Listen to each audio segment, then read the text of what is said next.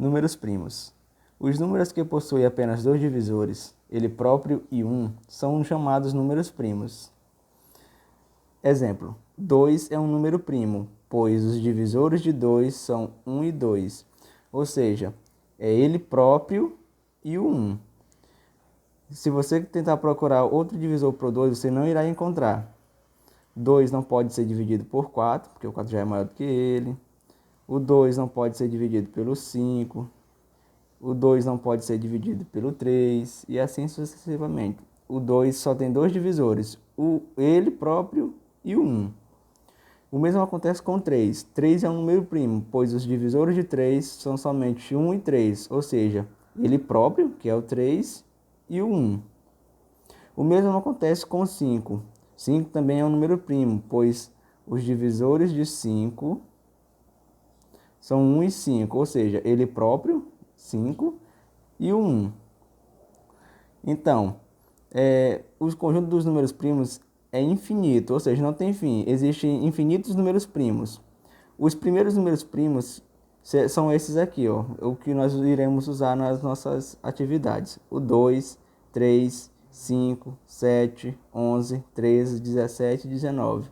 É importante nós decorarmos esses primeiros números primos aqui, que nós iremos utilizar nas atividades mais na frente.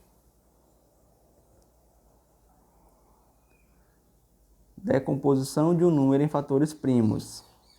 Um número composto, ou seja, um número que tem mais de dois divisores, aprendemos agora há pouco que números primos são números que têm apenas dois divisores. Então, números compostos são os números que têm mais de dois divisores.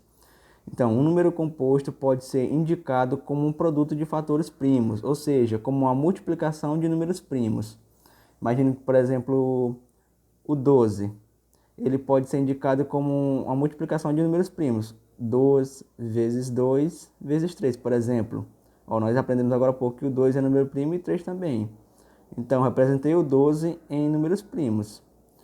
Que 2 vezes 2 é 4, que 4 vezes 3 dá igual a 12.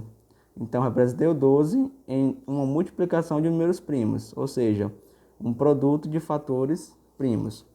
Ou melhor, um número pode ser fatorado. Então, eu posso dizer também que eu fatorei o 12 em fatores primos. Mais na frente nós iremos aprender como é que nós fazemos isso. Só estou passando uma visão para vocês do que nós iremos estudar mais na frente. Procedimento. Qual o procedimento que nós devemos usar para poder fatorar um número em fatores primos? Primeiro, escrevemos o número dado à esquerda de uma barra vertical. Segundo, dividimos esse número pelo menor número primo possível. Observação, a divisão deve ser exata. Eu não vou colocar um número aqui e vou dividir por qualquer outro número primo, não. A divisão tem que dar exata. 3. Colocamos o resultado da divisão abaixo do número anterior. 4. Dividimos o novo número pelo menor número primo possível. Lembrando que a divisão deve ser exata. E 5. O procedimento é repetido até que o número do lado esquerdo da barra seja 1. Vamos aprender mais na prática. Na prática, nós iremos entender melhor.